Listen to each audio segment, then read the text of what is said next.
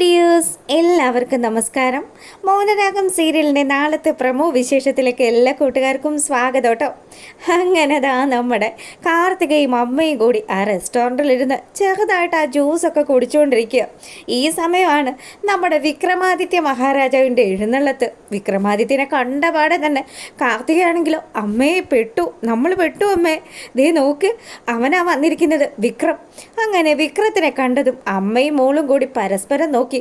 ദൈവമേ, ഇനി നമ്മൾ എങ്ങനെ രക്ഷപ്പെടും മോളെ? ഇനി എങ്ങനെ രക്ഷപ്പെടാനാണെന്നുള്ളത് എനിക്കും ആലോചിച്ചിട്ടൊരു പിടിയും കിട്ടുന്നില്ല. വിക്രമാണെങ്കിൽ അതിനകത്ത് കയറിയതും മൊത്തത്തിലൊന്ന് നോക്കി. പക്ഷേ ഇവരുടെ ഭാഗ്യം കൊണ്ടാണ് നമ്മുടെ വിക്രത്തിൻ്റെ കൺമുന്നിൽ ഇവർ പെടാതെ താൽക്കാലികമായി രക്ഷപ്പെടുന്നത്. അങ്ങനെ അമ്മയും മോളും കൂടി പതുക്കെ അവിടുന്ന് എഴുന്നേക്കാൻ തുടങ്ങിയതും നമ്മുടെ കല്യാണിയുടെ കോള് വരിക. നിങ്ങൾ രണ്ടുപേരും എവിടെയുള്ളത്? ഞാൻ ദാ ഇവിടെ പുറത്ത് വന്നിട്ടുണ്ടെന്ന് പറഞ്ഞു. അങ്ങനെയാണെങ്കിൽ കല്യാണി, നീ ഇങ്ങോട്ട് കയറി വാ, നീ വന്നാലേ ഇനി രക്ഷയുള്ളൂ. ദേ എന്താന്നോ, ഇവിടെ വിക്രമാദിത്യം വന്നിട്ടുണ്ട്. വിക്രം വന്നിട്ടുണ്ടെന്നോ? അങ്ങനെയാണെങ്കിൽ ദേ ലക്ഷ്മി അമ്മ നിൻ്റെ ഒപ്പം നിൽക്കുന്നതായിട്ടും ഞാനല്ലാണ്ട് വന്ന് നിങ്ങളോട് ചൂടാകുന്നതായിട്ടും ഒക്കെ നമുക്ക് സംസാരിക്കാമെന്ന് പറഞ്ഞു. അങ്ങനെ ഇവർ പ്ലാൻ ചെയ്തതനുസരിച്ച് നമ്മുടെ ലക്ഷ്മി അമ്മ കല്യാണി വന്നതും കല്യാണിയുടെ ഒപ്പം നിൽക്കുക. അപ്പം വിക്രം വന്ന് കാണുന്ന കാഴ്ച നമ്മുടെ കല്യാണിയും അതുപോലെ ഈ ലക്ഷ്മി അമ്മയും കൂടി നിന്ന് സംസാരിക്കുന്നതും കാർത്തിക അപ്പുറം മാറിയിരിക്കുന്നതുമാണ്. എന്തായാലും കാർത്തിക മറ്റൊരു ടേബിളിലാണെന്ന് മനസ്സിലാക്കിക്കൊണ്ട് നമ്മുടെ വിക്രം കാർത്തികയുടെ അടുത്തേക്ക് ചെന്നു. ചേച്ചി ചേച്ചി ഇവിടെ ഉണ്ടായിരുന്നോ? ഞാൻ ഇതേ ഒരു ജ്യൂസ് കുടിക്കാൻ വന്നതാണ്. ഞാനും നല്ലതുപോലെ വിശക്കുന്നുണ്ട് ചേച്ചി. ഇവിടുത്തെ ഫുഡൊക്കെ സൂപ്പറാണെന്നാണല്ലോ പറഞ്ഞത്, അതുകൊണ്ട് ഇവിടുന്ന് കഴിക്കാമെന്ന് വിചാരിച്ചു. അല്ല ചേച്ചി, അപ്പുറത്തിരിക്കുന്ന ആൾക്കാർ ചേച്ചിക്ക് മനസ്സിലായെന്ന് ചോദിക്കുക. എങ്ങനെയാടാ മനസ്സിലാവാണ്ട് എവിടെ പോവാനാ? നമ്മുടെ അച്ഛനെതിരെ പ്രവർത്തിക്കുന്നത് ഇവളും ഇവളുടെ ഭർത്താവും പിന്നെ ദാ ഇരിക്കുന്ന സ്ത്രീയുമാണല്ലോ. ഇവരല്ലേ ഇവള് ലക്ഷ്മി എന്ന് പറയുന്ന ആ സ്ത്രീയെ കല്യാണിയും കിരണും കൂടിയാണല്ലോ ചെന്നൈയിൽ നിന്ന് ഇങ്ങോട്ട് കൊണ്ടുവന്നത്. അതിനുശേഷമാണല്ലോ നമ്മുടെ അച്ഛൻ്റെ ജീവിതത്തിൽ ഇത്രയും പ്രശ്നങ്ങളൊക്കെ ഉണ്ടായത്. ഇനി എന്തായാലും അവർക്ക് 5 കോടി കൊടുത്ത സ്ഥിതിക്ക് ഒരു പ്രശ്നവും ഉണ്ടാവില്ല എന്ന് തന്നെയാണ് ഞാൻ വിചാരിക്കുന്നത്. ആ ചെക്ക് കൂടി കൊടുക്കണമായിരുന്നു. എന്തായാലും അവരെ വിളിച്ച് ആ ചെക്ക് അങ്ങ് കൈമാറുകയും ചെയ്തു. അപ്പം ഒരു തെളിവിനും ഒരു സാക്ഷിക്കും വേണ്ടിയിട്ടാണ് അവർ കല്യാണിയെ കൂടി കൂട്ടിയിട്ടുള്ളതെന്നും പറഞ്ഞു. ആയിക്കോട്ടെ ആയിക്കോട്ടെ, എന്തായാലും എനിക്ക് അവളോട് 2 സംസാരിക്കാനുണ്ട്, ആ കല്യാണിയോട്. അങ്ങനെ വിക്രമാണെങ്കിൽ അവിടുന്ന് ജ്യൂസൊക്കെ കുടിച്ചു. അത്യാവശ്യം ഫുഡൊക്കെ കഴിക്കാമെന്ന് വിചാരിച്ച് കയറിയതാണെങ്കിലും ഫുഡ് കഴിക്കേണ്ട ആശ നേരെ പോകുന്നത് നമ്മുടെ കല്യാണിയുടെ അടുത്തേക്കാണ്. കല്യാണിയെ കണ്ടതും നീ ഈ സ്ത്രീയും കൂട്ടിയിട്ട് എൻ്റെ അച്ഛനെതിരെ എന്തൊക്കെയോ ചില ഗൂഢാലോചനകളൊക്കെ നടത്തിയല്ലോ, എന്നിട്ട് വല്ലത് നടപ്പായോ? ഇല്ലല്ലോ. എടി, ഇവരുണ്ടല്ലോ കുറച്ച് കാശ് കൊടുത്തു കഴിഞ്ഞപ്പം ഇവർ അച്ഛനെതിരെയുള്ള മൊഴി മാറ്റി പറഞ്ഞു. അത്രയും നല്ല വലുപ്പത്തിലാണ് ഇപ്പം ഞങ്ങൾ ജീവിക്കുന്നത്. ഞങ്ങളുടെ സാമ്പത്തിക ശേഷി നിനക്ക് ആലോചിച്ചാൽ പോലും മനസ്സിലാവില്ല. ഈ ഇരിക്കുന്ന കാർത്തിക ചേച്ചിയെ കണ്ടോ? ആ ചേച്ചിയും ആ ചേച്ചിയുടെ അമ്മയും ഞങ്ങളുടെ ജീവിതത്തിലേക്ക് വന്നതാ ഇത്രയും ഞങ്ങൾക്ക് സൗഭാഗ്യങ്ങളൊക്കെ ഉണ്ടാക്കിയതെന്ന് വിക്രം നമ്മുടെ കല്യാണിയോട് പറയുക. കല്യാണിയാണെങ്കിൽ ഇതൊക്കെ കേട്ടിട്ട് ദേഷ്യത്തോടു കൂടി അങ്ങനെ നിന്നു. ഈ സമയമാണെങ്കിൽ വിക്രം പറഞ്ഞു, എടീ, നിൻ്റെ അമ്മയുണ്ടല്ലോ, നിന്നെ മാത്രം സ്നേഹിക്കുന്ന ഒരമ്മ, എൻ്റെ അച്ഛൻ ഉപേക്ഷിച്ച ഒരമ്മ, അവരെ അമ്മയെന്ന് പോലും വിളിക്കാൻ പറ്റില്ല. എന്നാലും ആ സ്ത്രീ ഉണ്ടല്ലോ, അവൾ മരിച്ചു കഴിഞ്ഞാൽ അവളുടെ കർമ്മം ചെയ്യാൻ പോലും ഞാൻ ആ സ്ഥലത്ത് എത്തില്ല എന്നുള്ള കാര്യം വിക്രം ഇങ്ങനെ നമ്മുടെ കല്യാണിയോട് പറഞ്ഞതും കല്യാണിക്ക് നല്ല ദേഷ്യം വന്നു. അവളാണെങ്കിൽ ഈട്ടക്കനെ നമ്മുടെ വിക്രത്തിൻ്റെ കാരണം നോക്കി ഒരു അടി വെച്ച് കൊടുത്തു. അടി കൊണ്ട് നിൽക്കുന്ന വിക്രമാണെങ്കിൽ, ഇടി അഹങ്കാരി, നീ എന്നെ തല്ലിയല്ലേ, ഇപ്പം നിന്നെ ശരിയാക്കാടാന്ന് പറഞ്ഞ് അങ്ങനെ നമ്മുടെ കല്യാണി വീണ്ടും 1-2 അടിയൊക്കെ വെച്ച് കൊടുത്തു. എന്തായാലും കല്യാണിക്ക് അത്യാവശ്യം ബലം ഉണ്ടെന്നുള്ള കാര്യം വിക്രം നേരത്തെ മനസ്സിലാക്കിയിട്ടുള്ളതാണ്. അങ്ങനെ ആങ്ങളെയും പെങ്ങളും കൂടി റെസ്റ്റോറൻറ്റിൽ വെച്ച് മുട്ടനിടി നടക്കുമ്പം നമ്മളെ കാണിക്കുന്നത് നമ്മുടെ കാർത്തികയാണെങ്കിൽ കിട്ടട്ടെ, ഇവന് 2 അടി ആവശ്യമാണ്. അവൻ്റെ ഒരു അഹങ്കാരവും പത്രാസും ഞാൻ മൂലമാണല്ലോ ഇവനിപ്പോൾ ഇങ്ങനെയൊക്കെ നിന്ന് സംസാരിക്കാനുള്ള ധൈര്യം ഉണ്ടായത്.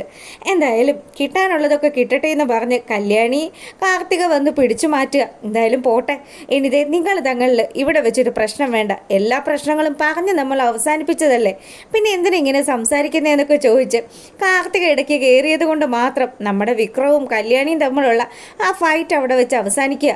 ഇവളുണ്ടല്ലോ, ഇവളെ ഞാൻ കാണിച്ചു തരാം, നീ ഈ നാട്ടിൽ തന്നെ നടക്കുമല്ലോ. എടി, നിൻ്റെ ഭർത്താവിൻ്റെയും ഒക്കെ ആ കമ്പനി ഉണ്ടല്ലോ, അതെ, ഞാനും ഈ നിൽക്കുന്ന കാർത്തിക ചേച്ചിയും കൂടി തരിപ്പണമാക്കി കയ്യിൽ തന്നിരിക്കും. എന്തായാലും നീ നിൻ്റെ ഭർത്താവും ഒക്കെ ഞെളിഞ്ഞു നടക്കുന്നുണ്ടല്ലോ, ഞങ്ങളാണ് വലിയവരെന്നും പറഞ്ഞ് അതിനൊന്നും വലിയ ആയുസ് ഉണ്ടാവില്ല, നിന്നെ ഉണ്ടല്ലോ കുത്തുവാളെടുപ്പിക്കൂടി എന്നൊക്കെ പറഞ്ഞ് വിക്രം വീണ്ടും വെല്ലുവിളികളൊക്കെ നടത്തിയിട്ട് വിക്രത്തിനെ ആശ്വസിപ്പിച്ച് നമ്മുടെ കാർത്തിക പറഞ്ഞയക്കുക. അങ്ങനെ നമ്മുടെ ലക്ഷ്മി അമ്മയാണെങ്കിൽ കല്യാണിയും കിരണിനെയും വന്ന് കണ്ടു. മക്കളെ, നമ്മുടെ കാർത്തികയുടെ ജീവിതത്തിൽ ഒരു പ്രശ്നമുണ്ട്, ആ പ്രശ്നം നമുക്ക് എങ്ങനെയെങ്കിലും പരിഹരിക്കണം. അതിനു മുന്നേ ഈ പ്രകാശൻ എന്ന് പറയുന്ന ശല്യത്തെ എന്നേക്കുമായിട്ട് ഒതുക്കണം. അതിനോടൊപ്പം തന്നെ വിക്രം എന്ന് പറയുന്നവൻ ഇന്ന് കാണിച്ചു കൂട്ടിയ അഭ്യാസങ്ങൾ കിരണിനോട് കല്യാണി പറഞ്ഞു കാണുമല്ലോ അല്ലേ? എല്ലാം പറഞ്ഞായിരുന്നു ലക്ഷ്മിയമ്മേ. എന്തായാലും അവനുള്ള പണി അത് ഞാൻ കൊടുത്തോളാം. അവൻ എൻ്റെ ഭാര്യയുടെ മെക്കിട്ടാണ്, എൻ്റെ ഭാര്യയാണ് അവൻ വെല്ലുവിളിച്ചിരിക്കുന്നത്. എന്തായാലും അവനെപ്പോലെയുള്ളൊരു തെമ്മാടിയെ, ആ വിക്രം എന്ന് പറയുന്ന ആ തെമ്മാടിയെ ഇത്രയും അലമ്പാക്കി വളർത്തിയത് ആ അമ്മൂമ്മയും അവൻ്റെ അച്ഛനും കൂടിയാണ്. അവറ്റകൾ കണ്ണുനീര് പൊഴിക്കുന്ന ഒരു ദിവസം താമസിക്കാണ്ട് ഉണ്ടാക്കിയെടുക്കുമെന്നൊക്കെ പറഞ്ഞ് നമ്മുടെ ഇങ്ങനെ ദേഷ്യത്തിൽ സംസാരിക്കുക. ഈ സമയമാണെങ്കിൽ നമ്മളെ കാണിക്കുന്നത് നമ്മുടെ രാഹുലിനെയാണ്. രാഹുലിൻ്റെ കയ്യിൽ വന്ന 2 കോടിയാണ്, അതങ്ങ് നഷ്ടപ്പെട്ടു പോയല്ലോ എന്നുള്ള സങ്കടത്തിൽ ആശാനുള്ളത്. അപ്പം പുള്ളിക്കാരൻ്റെ അടുത്ത് നമ്മുടെ ശാരി ഒന്ന് സംസാരിച്ചു. എന്തായി, നിങ്ങൾ പണം റെഡിയാക്കി കൊടുത്തോ? മനോഹർ പെട്ടെന്ന് തന്നെ നമ്മുടെ മോളുടെ ജീവിതത്തിൽ നിന്ന് പോകുമെന്ന് ചോദിച്ചതും എൻ്റെ ശാരി തലക്ക് ഭ്രാന്ത് പിടിച്ചിരിക്കുക. മോളുടെ ഒരവസ്ഥ കണ്ടിട്ട് അങ്ങനെ അവൾക്ക് എന്തൊക്കെയോ ചില പ്രശ്നങ്ങളുണ്ടല്ലോടി, അവൾ തനിയെ ഇരുന്ന് കരയുന്നുണ്ട്, അവൾ ചില സമയത്ത് ഇരുന്ന് ചിന്തിക്കുന്നുണ്ട്, എന്തൊക്കെയാണ് ഇവിടെ നടക്കുന്നതെന്ന് രാഹുൽ ചോദിച്ചതും ശാരിക്ക് ചെറിയ പേടി. ശാരി പറഞ്ഞു, അതെ, നമ്മുടെ മോള് എന്തൊക്കെയോ ചില സത്യങ്ങൾ അത് കണ്ടെത്തിയിരിക്കുക. അങ്ങനെയാണെങ്കിൽ അത് ആ മനോഹറിനെ കുറിച്ചുള്ള സത്യങ്ങളായിരുന്നെങ്കിൽ നമ്മൾ രക്ഷപ്പെട്ടു. ഇനി അതല്ല നമ്മളെക്കുറിച്ചുള്ള സത്യങ്ങളാണെങ്കിൽ പിന്നെ തീർന്നു, നമ്മുടെ മോൾ എങ്ങനെ പ്രതികരിക്കുമെന്ന് പറയാൻ പറ്റില്ല എന്ന് പറഞ്ഞു. എന്തായാലും മനോഹറിനെ കുറിച്ചിട്ടുള്ള കാര്യങ്ങളല്ല, അങ്ങനെയായിരുന്നെങ്കിൽ അവൾ പ്രശ്നം ഉണ്ടാക്കിയേനെ, ഇപ്പം തന്നെ മനോഹറിനെ കൊന്നേനെ അവൾ. അങ്ങനെ ഇവർ കാര്യങ്ങൾ സംസാരിച്ചു. അപ്പോൾ ശാരി ചോദിച്ചു, അല്ല, ആ 2 കോടി രൂപ അത് നമ്മുടെ രൂപ തന്നായിരുന്നു എന്ന് ചോദിച്ചു. ആ പൈസ കിട്ടി, പക്ഷെ കിട്ടിയ സ്പീഡിൽ തന്നെ ആ പൈസ നഷ്ടപ്പെടുകയും ചെയ്തു. അങ്ങനെയാണെങ്കിൽ നിങ്ങൾ ഈ ഡീല് സംസാരിച്ച സമയത്ത് മറ്റാരെങ്കിലും ഇത് കേട്ടായിരുന്നോ? ആരെങ്കിലും നിങ്ങളെ പറ്റിച്ചതാണെങ്കിലോ? ഇനി സേനനും രൂപയും കൂടി കളിച്ചതായിരിക്കുമോ എന്നുള്ള രീതിയിൽ കൂടി നമ്മുടെ ശാരി ഇങ്ങനെ ബഗാസുരനോട് പറയുക. ഈ സമയമാണ് ആശാൻ ആ കാര്യം കൂടി ചിന്തിക്കുന്നത്. മനോഹറിനും അതുപോലെ രൂപയ്ക്കും മാത്രം അറിയാവുന്നൊരു കാര്യം, ഈ കാര്യത്തിൽ രൂപ തന്നെ സഹായിച്ചിട്ടുണ്ട്. എന്നാലും ശാരി പറയുന്നത് കേൾക്കാതിരിക്കാൻ നമ്മുടെ രാഹുലിന് പറ്റുന്നില്ല. രാഹുൽ ആലോചിക്കുക, എന്തായാലും രൂപ ഇതിൽ എന്തൊക്കെയോ ചില കളികൾ കളിക്കുന്നുണ്ട്. ഒന്നുമില്ലാണ്ട് ശാരി രൂപയെക്കുറിച്ച് കുറ്റവും പറയില്ല. അങ്ങനെയാണെങ്കിൽ തൻ്റെ സഹോദരൻ തന്നെ ചതിക്കുവാണോ? അവൾ ഇത്രയും കാലവും സേനനെ കൊല്ലാം എന്ന് പറയുന്നതല്ലാണ്ട് സേനനെ ഇതുവരെ ഒന്നും ചെയ്തിട്ടില്ല. അങ്ങനെയൊക്കെ ആയിട്ടോ നാളത്തെ വിശേഷം.